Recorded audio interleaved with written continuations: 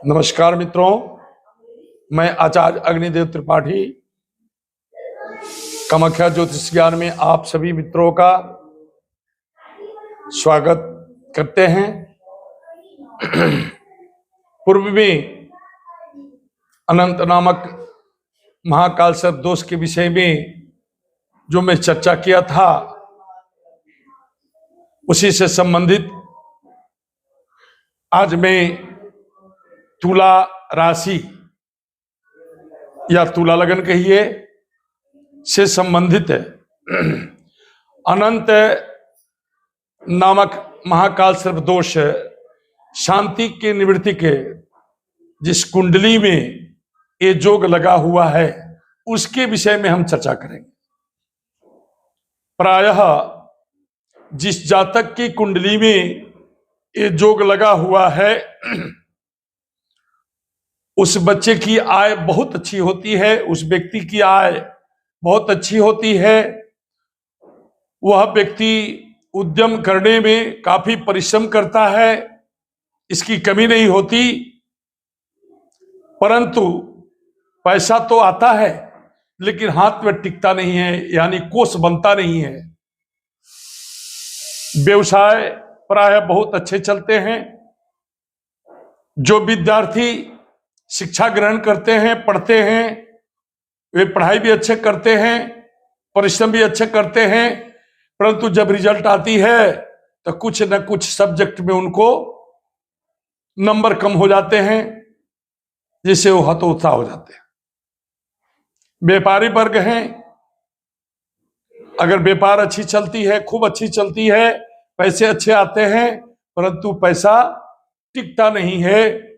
इस जोग के लगने से जातक जो है उनको धर्म के प्रिय आदमी हैं, धर्म करने की ललक होती है, आस्था धर्म में रखते हैं, लेकिन उनकी अरुचि हो जाती है, यानी धर्म के प्रति उनकी आस्था जो है घटती जाती है।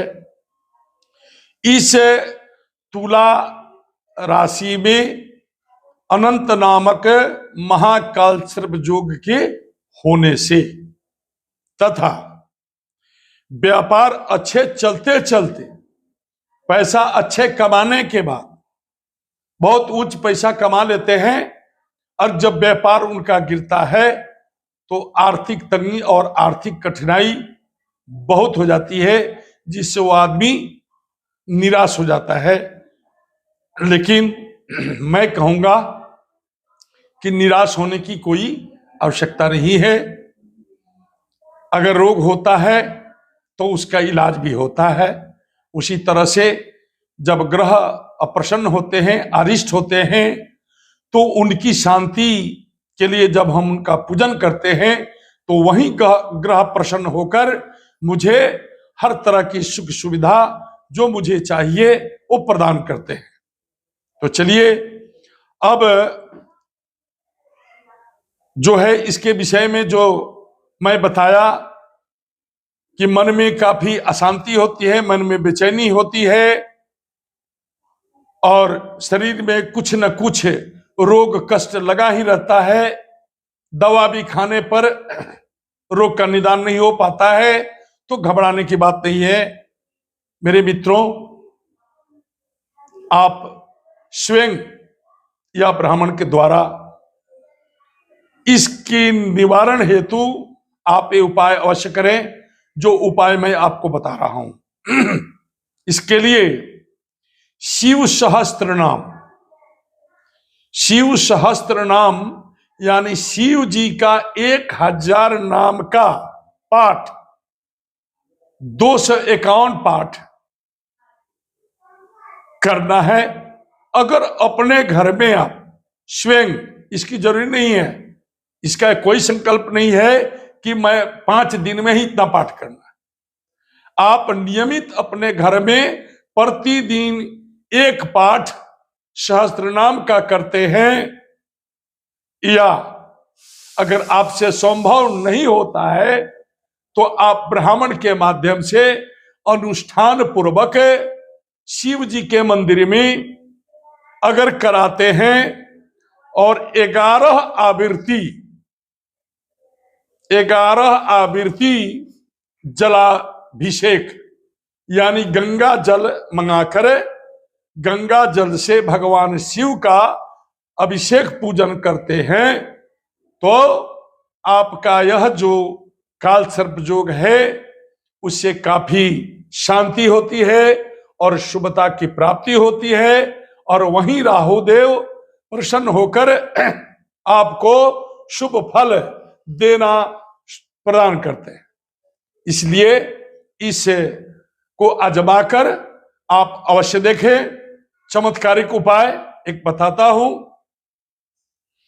कि हर बुधवार के दिन अगर यथासंभव हो सके, नहीं हो तो हर 15वां दिन अगर बुधवार पड़ता है उस बुधवार में एक पानी सहित डाब नारियल पर स्वस्तिक बनाकर लाल मौली लपेटकर अपने सिर से 3 बार उल्टा, जो सुई सीधी चलती है ठीक उसके विपरीत अपने सिर से 3 बार उतारकर गंगा में बहते हुए जल में प्रभावित करें।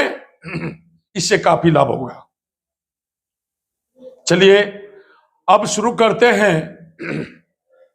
वृश्चिक लग्न की कुंडली में, अगर लग्न में वृश्चिक राशि में अगर राहु के माध्यम से अनंत नामक महाकाल सर्प योग जो लगा है कि इस योग की शांति और निवारण के लिए मुझे क्या करना चाहिए, किस कुंडली में किस भाव से यह योग शुरू हुआ है, इसकी जानकारी रखते हुए हम आगे बात करते हैं। जिस जातक की कुंडली में ऐसे योग है तो उस जातक को शरीर सुख में कमी होती है। उनके पेट के रोग होते हैं, रक्त विकार यानी खून के अंदर रक्त से संबंधित दोष गुण होते हैं, मूर्छा जैसी रोग की उत्पत्ति होती है,